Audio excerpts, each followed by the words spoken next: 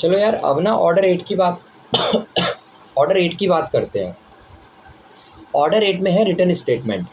देखो, plane file हो गई, ऑर्डर ऑर्डर मतलब ऑर्डर 4 के साथ, सेक्शन 26 के साथ इंस्टीट्यूशन हो गया सूट का। उसके बाद प्लेन फाइल हो गई ऑर्डर 7 के अंदर। अब डिफेंडेंट को समन चला गया ऑर्डर 5 रूल 9 के अंदर।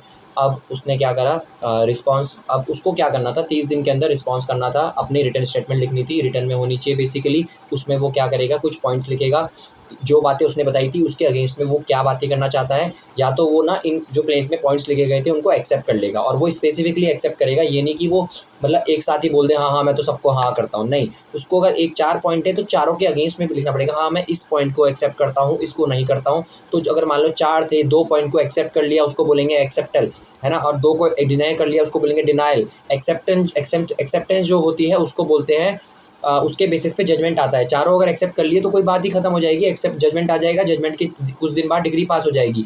बट अगर डिनाई कर दिया, जैसे ही डिनाई करेगा वहाँ बनेगा fact in issue. Fact in issue मतलब जिसके बेसिस पे अब बातें होंगी, इधर से प्लेंटिफ का वकील बोलेगा, इधर से जज इसका डिफेंस करेगा, इसको डिफेंडेंट का जो भी वकील होगा। ठीक है, अब हम पढ़ते हैं डिफेंड स्टेटमेंट में क्या बातें बताएगा वो। जो वो नई बातें बताना, या तो वो एक्सेप्ट कर लेगा कि हाँ भाई हाँ ये मेरे से गलती हुई थी, ठीक है मैं इसके लिए रिलीफ इसको दे दूंगा, जो भी आप जो बोलेंगे मैं कर लूँगा। या वो बताएगा कुछ नई बातें जिससे उल्टा प्लेंटिफ के अगेंस्ट ही कुछ बातें पड़ जाए, है ना। तो वो क्या लिखेगा कि इस फैक्ट में ये जो इस तरह से बता रहा है गलत है, ये मेरे अगेंस्ट गलत केस करना चाह रहा है, या कि मैलिस है, इसके मैलिस से त्रुटियाँ हैं, ये मुझको फंसाना चाह रहा है, बेसिकली वो ऐसी बातें बताएगा उसमें। फिर क्लैश होएगा तो फिर बातें उसकी भी पूछी जाएंगी, बेसिकली उससे पूछा जाएगा हाँ भाई ये बता आप क्या गलत है गड़बड़ है, ये तो ये बोल रहा है तू बता। इस तरह से बता रहा हूँ आपको, इंग्लिश में लिखना है ये। उसके बाद आपका डिफेंडेंट के पास बेसिकली क्या होता है, अगर मान लो उसको कुछ डॉक्यूमेंट्स प्रूव करने हैं, उसके बाद डॉक्यूमेंट है जिससे कि प्रूव होता है कि भाई ये प्लेंटिफ गलत कह रहा है, मैं प्लेंटिफ के अगेंस्ट ही बात खड़ी कर सकता हूँ यहाँ पे। तो वो डॉक्यूमेंट प्रूव करने के लिए टाइम दिया जाता है, डॉक्यूमेंट प्रूव करता है। डॉक्यूमेंट अगर उसके पोजीशन में नहीं है तो, और या फिर किसी और व्यक्ति के पोजीशन, मान ली कोई बिल था, है ना, उसके पास बिल नहीं है लेकिन उसके पास क्या है पता है उसको कि उस दुकान वाले तो बिल काटा होगा, एज ए प्रूफ बता रहा हूँ, है ना, ऐसा होगा नहीं, मतलब कोई सिचुएशन बता रहा हूँ जहाँ पे बिल होगा एक प्रूफ डॉक्यूमेंट। तो कोर्ट को एक पावर है कि वो उस बिल मंगवा सकती है, या तो कोर्ट को बताएगा कि जिसके पास पोजीशन में है उससे मंगवा लीजिए आप, वो तो मुझे नहीं देगा बिल क्योंकि मैं उसके अगेंस्ट केस कर सकता, मतलब प्लेंटिफ वही था मान लो इस दुकान वाला। तो अब आप क्या करो, आप उससे मंगा लो डायरेक्ट, वो मेरे को हेल्प करेगा, वो मेरा एविडेंस की तरह काम करेगा। अभी एविडेंस नहीं मांग रहे हैं, लेकिन अभी खाली बस एक रिटर्न स्टेटमेंट में डॉक्यूमेंट्स अटैच करने जिससे आपका केस मजबूत बने, बेसिकली डिफेंस आपका तैयार हो। आप बाद में नहीं ला सकते ना, ये आपको रिटर्न स्टेटमेंट के साथ ही सब कुछ देना पड़ता है, बेसिकली ये है मतलब। ये आपने रेजुडिकेटा में पढ़ा होगा बेसिकली।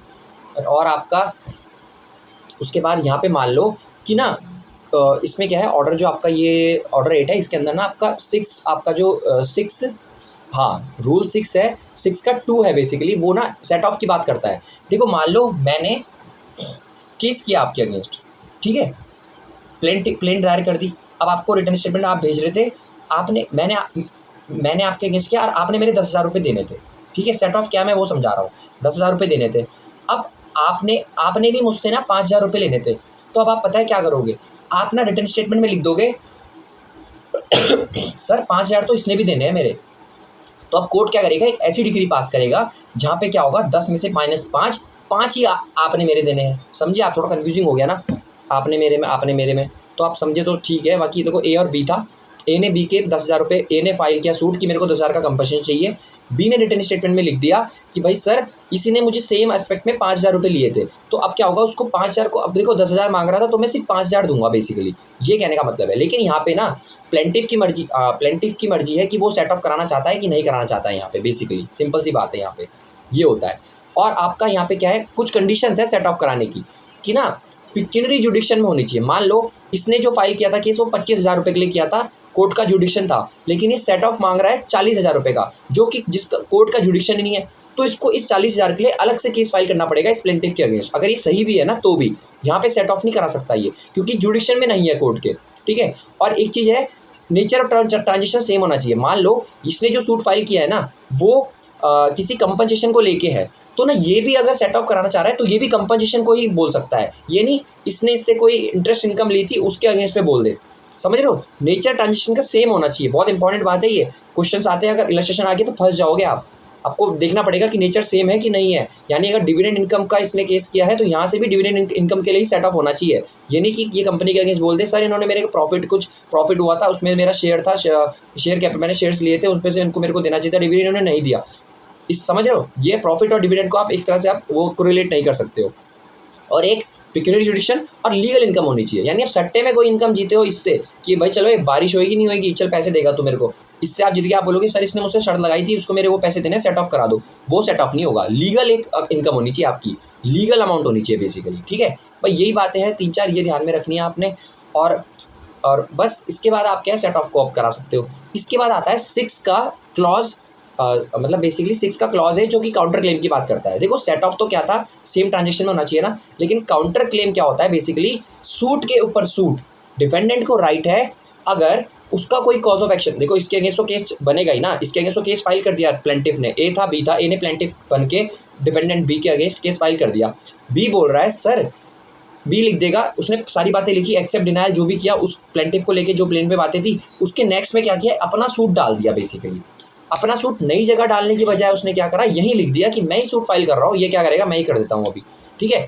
यहाँ वो क्या करेगा, उसको ही कॉज ऑफ एक्शन था उसका, वो लिख देगा सर कि भैया ऐसा है, जब ये इंस्टीट्यूट इसने सूट किया उससे पहले या सूट इंस्टीट्यूट हो गया उसके बाद कोई कॉज ऑफ एक्शन अराइज हुआ है, तो वो लिख देगा कि सर मेरे को भी इससे ये चाहिए भैया, कंपनसेशन चाहिए इस कॉज ऑफ एक्शन को लेकर, ठीक है, इसके लिए अलग से प्रोसीडिंग चलाई जाए, ये कह रहा है वो डिफेंडेंट, ठीक है। तो यहाँ पे लेकिन प्लेंटिफ के पास राइट है कि उससे पूछा जाएगा कि वो बोलेगा सर नहीं मैं तो यहाँ पे नहीं चाहता कि अलग से सूट करवा लो मेरे अगेंस्ट, लेकिन मैं यहाँ नहीं, यहाँ तो मेरे को दिक्कत हो जाएगी, मेरा सूट अलग सिंपल एक इंडिविजुअली चलने दो, बेसिकली इसको करने दो अलग, यहाँ पे मैं इसको अलाउ नहीं करूँगा। प्लेंटिफ हामी भर देता है तो कोर्ट दे देगा, लीव दे देगा कि आप करो काउंटर क्लेम करो।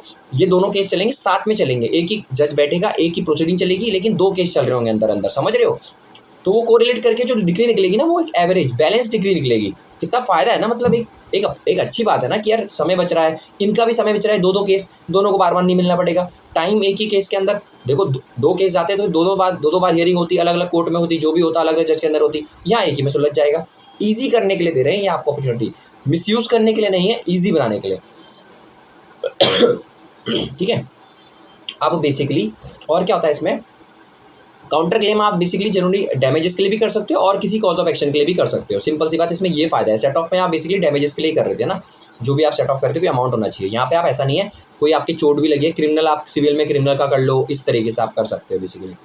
उसके बाद आपका यहाँ पे क्या है कि आप कुछ पॉइंट्स हैं, मान लो ये जो एक्सक्लूजन हो जाता है आपका 6A से लेकर 6G तक पॉइंट दिए गए हैं, बेसिकली ये बात करते हैं कि ना प्लेंटिफ यहाँ पर, अब देखो इस केस में जब काउंटर क्लेम होता है ना तो डिफेंडेंट प्लेंटिफ बन जाता है, तो यहाँ पर ऑर्डर 7 जो है प्लेंट के वो फॉलो होंगे इसके ऊपर, डिफेंडेंट के ऊपर, और प्लेंटिफ को फिर रिटर्न स्टेटमेंट फाइल करनी पड़ेगी। समझो बहुत गहरी बात है, अभी तक तो डिफेंडेंट रिटर्न स्टेटमेंट फाइल कर रहा था, अब प्लेंटिफ को क्या करना पड़ेगा, with in 30 days return statement उस पर्टिकुलर काउंटर क्लेम के अगेंस्ट जो किया है 30 डेज के अंदर रिटर्न स्टेटमेंट भरनी पड़ेगी, समझ रहे हो, फिर ये डिफेंडेंट बन गया। अब देखो ये कितनी बढ़िया है ना, दोनों डिफेंडेंट है दोनों प्लेंटिफ है, ऐसा बहुत ही कम देखने को मिलता होगा, अब तो मिलता ही होगा बेसिकली, आजकल ऐसे केसेस बहुत हो रहे हैं ना।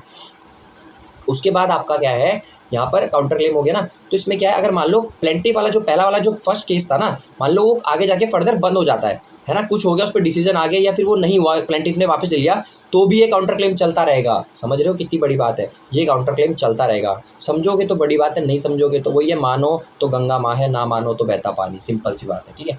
अब ये है कि यहाँ पे काउंटर क्लेम चलता रहेगा कंटिन्यू। और अगर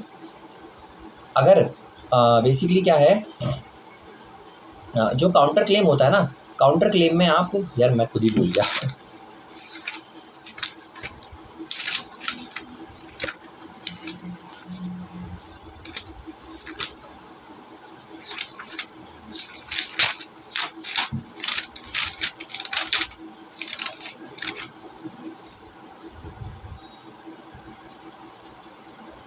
हाँ अगर डिफ़ॉल्ट में है ना प्लेंटिफ, बेसिकली यही था मतलब है ना, अगर ये चीज़ें बता दी ना, अगर डिफ़ॉल्ट में है प्लेंटिफ तो सब दोनों का मर्ज होके, जो मैंने अभी पहले पॉइंट बता दिया था वो अभी मैं देख रहा था, तो ऑर्डर में वो इस तरह से लिखा है कि मतलब दोनों को देखा जाएगा बैलेंस, और फिर जिसके अगेंस्ट में भी डिग्री पास करनी होगी कर दी जाएगी। बेसिकली डिग्री थर्ड पार्टी के भी हो सकती है, जरूरी नहीं है प्लेंटिफ और डिपेंडेंट के बीच में ही हो, कोई थर्ड पार्टी के अगेंस्ट भी डिग्री पास, अगेंस्ट और फेवर में डिग्री पास करी जा सकती है, ठीक है ना भाई। इसमें इतना ही था, बहुत है इतना आपके लिए, थैंक यू सो मच।